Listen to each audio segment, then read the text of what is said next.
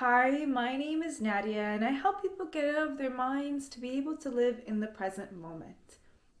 Do you struggle with keeping a conversation engaging? A lot of us have a lot of social anxieties, but thankfully, I read a book that was free on Audible for a period of time called How Conversation Works: 6 Lessons for Better Communication. It was only a 3-hour audiobook, so I thought, why not? It's free, let's hear what it has to say. And these are a couple tips that I learned that actually could help you. Do you typically find yourself in conversations as an example like this? Hi, my name is Tim. I work for a bank. Hi, my name is Rose. I do accounting. All right, so Rose, tell me, what have you been up to? I like swimming. Oh, that's nice. I like soccer. Pretty boring, right? How about this?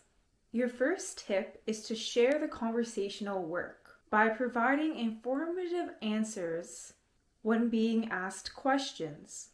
You are essentially helping others ask you questions by giving informative answers. Instead, let's go look at that conversation again and add this little bit of information. Hello, my name is Tim. I work for a bank in the fraud department, keeping watch for suspicious activity with our credit cards. Rose will then reply, Hi, I'm Rose. That sounds pretty awesome. Do you have any cool stories? Bam, engagement to a start of an interesting conversation just by being a little bit more informative with your answers. Later on, Tim could ask Rose what she's been up to, and she could respond, I go swimming. Actually, I signed up for this year's town competition. Just that little bit of information can help Tim respond with his own experiences about swimming. He, in turn, can reply, That sounds really fun. Where is it? Is it a cash prize? I actually am not that great at swimming. This can then engage into so many more paths for them to have a wonderful conversation. So to recap, just giving a little bit more of information in a conversation with your responses could engage into more opportunities. Some people may have anxiety when talking in general, and a group setting may make that worry even worse.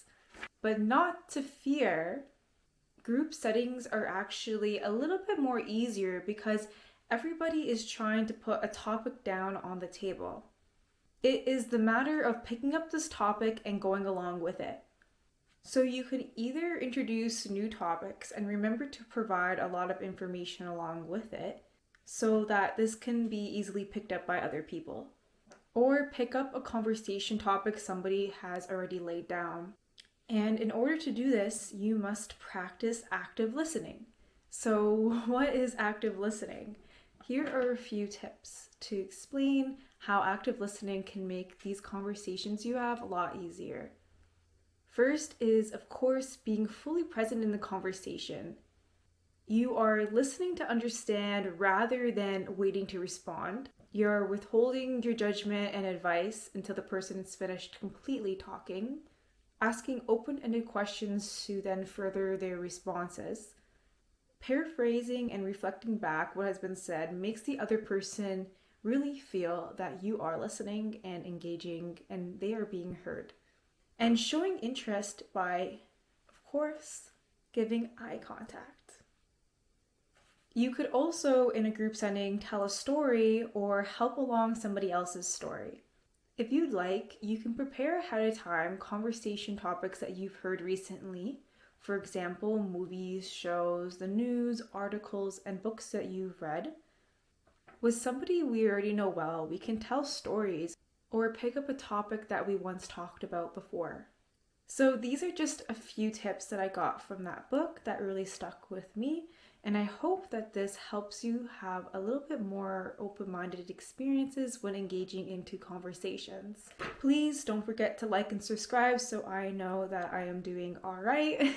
Thank you so much and have a wonderful day.